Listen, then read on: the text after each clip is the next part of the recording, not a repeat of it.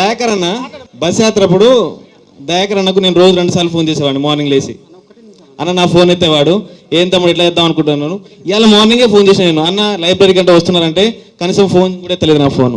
వీళ్ళు పరిష్కారాలు చూపుతారంటే నేను నాకు నమ్మకం. అయితే నీ ఫోన్ అప్పుడు నేనేమో మీటింగ్లు ఉంటా, వీళ్ళు అయితే ఎత్తినా నేను ఇక్కడ ఉండగానే ఫోన్ చేసిన, గేట్ ముందనే ఫోన్ చేసిన.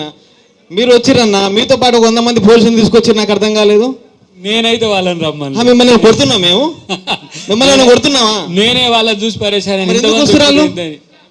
సో సరే అది ఇష్యూ కాదులే. మీరు జోకాలంటే జోకండి బాబు. దయాకర్ అన్నో కాంగ్రెస్ పార్టీ జోకండి, మాకు అవసరం లేదు. మేము కాంగ్రెస్ పార్టీ కోసం గట్టి కష్టపడిన వాళ్ళే. వాళ్ళు ఇయ్యరు బాబు నోటిఫికేషన్, వీళ్ళు వినరు, మారారు బాబు. దొడ్లైనా గొడ్డైనా మారుతారు వీళ్ళు. మారు ఎన్నిసార్లు చెప్పాలి నోటిఫికేషన్ ఇవ్వాలని? తెలియదా? ఇంటెలిజెన్స్ లేదా వీళ్ళకు? మీరు చెప్పాలా? ఇంటెలిజెన్స్ ఫెయిల్ అయిందా వీళ్ళకు? కనీసం ఇంటెలిజెన్స్ లేదా వీళ్ళకు? సిగ్గుండాలి మాట మాట్లాడడానికి, త్వరలో చెప్పుకోవడానికి. ఇంటెలిజెన్స్ ఉంటుంది బాబు, మీకు ఇంటెలిజెన్స్ ఉంటుంది, మీరు మాట్లాడతారు. కనీసం ఇక్కడ సభ పెట్టుకున్నందుకు 10,000 పోలీసులు వస్తారు, కానీ మీకు ఇంటెలిజెన్స్ లేదా? అంత అబద్ధాలు, డ్రామాలు. వీడికి వస్తే రాజకీయ నాయకులు ఇక్కడ వీళ్ళు మంత్రి పదవి దొరుకుతుంది, ఎవరైతే రాజకీయ నిరుద్యోగులు ఉన్నో వాళ్ళకు పదవులు వస్తాయి, అంతే తప్ప ఏం లేదు. హలో ఏం పేరు నీ పేరు? నా పేరు ఇందిరానాయక్ అన్న. ఇందిరానాయక్. వాళ్ళ అవకాశాలను పోగొట్టే హక్కు నీకు లేదు. నువ్వేం మాట్లాడాలనుకుంటున్నావు మాట్లాడు. నువ్వు విను. వాళ్ళ అవకాశాలను కాదు, మీరు మొదటి సంవత్సరంలో 2 లక్షల ఉద్యోగాలు ఇస్తున్నారు. మీరు మొన్న ఇంటర్వ్యూలో ఏం చెప్పారు? నేను చెప్పేది నీది అంశం ఏదన్నా ఉంటే ఇక్కడ చెప్పు, కానీ ఈడ వచ్చి రచ్చ చేసి వాళ్ళ డెమోక్రటిక్ రైట్ను కాలరాశాకు నీకెక్కడది. మేము మాట్లాడలేమని లెక్క. మాకంటే ఎక్కువ లౌడ్గా మాట్లాడతావా? నేను కౌంటర్ ఇయ్యలేను. నేను గిదానికా ఈడ పెట్టింది. మొన్న వాళ్ళతో ఏం చెప్పినా, పరిష్కారం కొరకు నన్ను పిలవండి. పంచాయతీకి అయితే చాలా మంది ఉన్నారు, వస్తారు. కాదు, నీ వల్ల 2 సంవత్సరాల కాలంలో ఏం పరిష్కారం? నువ్వు మాట్లాడేటప్పుడు చెప్పాలా? అశోక్ సార్ మాట్లాడినప్పుడు వినలే, నువ్వు కూడా చెప్తే వింటావు. విని వెళ్ళిపోతాం. అశోక్ సార్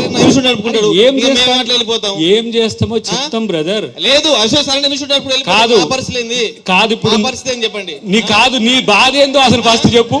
ఒకసారి బాత్రూమ్ పోయినప్పుడు కాదు, నీ బాధ ఏందో బాత్రూమ్ పోయినండి. కాదే, నీ బాధ చెప్పు. నీ బాధ ఏందో చెప్పు ఫస్ట్. నీ బాధ ఏందో చెప్పు. ఇదేం కల్చరా బాబు? నీ సమస్య లేదు, ఏం లేదు, ఊరికనే రచ్చ చేస్తాను. అన్న జియో 20 తీసుకొచ్చారు. నువ్వు ఎంతసేపు మాట్లాడినా ఏంట బ్రదర్? నువ్వు ఇష్యూ మీద మాట్లాడు. కాంట్రా ఎందుకు? లాభం లేదు. జియో 20 తీసుకొచ్చిర్రు. ఎవరు తీసుకురామని చెప్పారు? నిరుద్యోగులను గొడవ చేసిర్రా? రాష్ట్రాన్ని గొప్పలు చేసిరా? ఏమన్నా ఎవరు తీసుకురామని చెప్పారా? అనవసరంగా ఉన్న జియో 15 తీసుకొచ్చి అలా బడుగు బలైన పిల్లలు అన్యాయం చేసిర్రు. మీరు కూడా ఎస్సీ పెట్టాను, నేను ఎస్టీ పెట్టాను. కనీసం మీరు కూడా మాట్లాడాలి ఆ విషయం మీద. మీ ఇంటికి వస్తుంటే మీకు అపాయింట్మెంట్ కూడా ఇవ్వలేదు. మీరు ఇలా కొంచెం పరిష్కారం చూపెడతాంటే ఎట్లా నమ్మాలన్నా మాకు అర్థం కావట్లేదు. మీరు 2 లక్షల ఉద్యోగాలు ఇస్తా అని చెప్పి రాహుల్ గాంధీ చెప్తే మేము చెప్పామని చెప్పి ప్రతిరోజు మీరే మాట్లాడుతున్నారు. యారే ఎన్ని రోజులు తప్పించుకుంటారు? ఇంకా 2 సంవత్సరాలు ఉంది గవర్నమెంట్. ఇంకో పోతే ఇంకా 2 సంవత్సరాల తర్వాత వీళ్ళు నిరుద్యోగులు అయిపోతారు. ఎట్లా అంటే నెక్స్ట్ గవర్నమెంట్ మనకు జాబ్ వస్తుంది, వీళ్ళకి ఆ జాబులు కాదు. కాంగ్రెస్ పార్టీకి 2031 వరకు ఉంది. అది వాళ్ళకి మీకుండొచ్చు. అంటే మేము కష్టపడే ఫలం మీరు అనుభవించే తప్పులేదు, కానీ తర్వాత మీ కాంగ్రెస్ పార్టీ భవిష్యత్తు ఉంటుంది కదా. మేము కొట్లాడి వచ్చిన తెలంగాణలో ఉద్యోగం అడుగుతున్నావురా బాబు. నువ్వు ఫస్ట్ అది తెలుసుకో. అదే మేము ఎవరితో మాట్లాడుతున్నావు తెలుసుకో. నువ్వు కాంగ్రెస్ పార్టీ లీడర్ కాదు ఇక్కడ. సిలబస్ కమిటీని వేశారు, దాదాపు 2-3 నెలలు అయిపోయింది. ఇంకో 4 నెలలు పొడిగిస్తారు.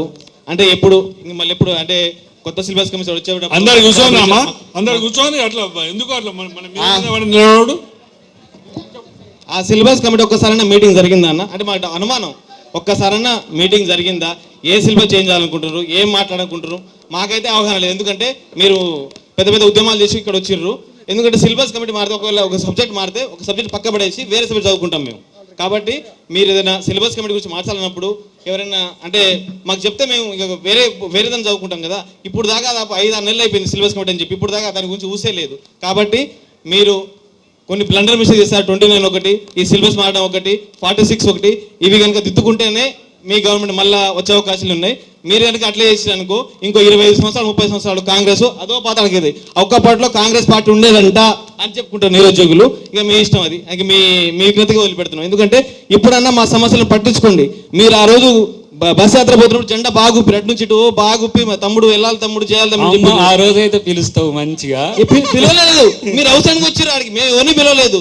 నువ్వు పిలవకపోతే తప్పుడు మస్తు మంది అదే చెప్తున్నా, మిమ్మల్ని జోకేటోళ్ళు చాలా మంది ఉన్నారు. మాకు సంబంధం లేదు, ఆ విషయం లేదు. ఇగో నువ్వు ఎవరినన్నా జోక్ కానీ వీళ్ళకి ఇబ్బంది చేయ. రైట్, సరే అదైతే మీరు చేయండి. 29 అదైతే మొదటైతే ఉద్యోగాలు వేయండి అన్న. ఆగస్టు 15 లోపల ఉద్యోగాలు వేయకపోతే మాత్రం మరో ఉద్యమం స్టార్ట్ అయిపోతుంది.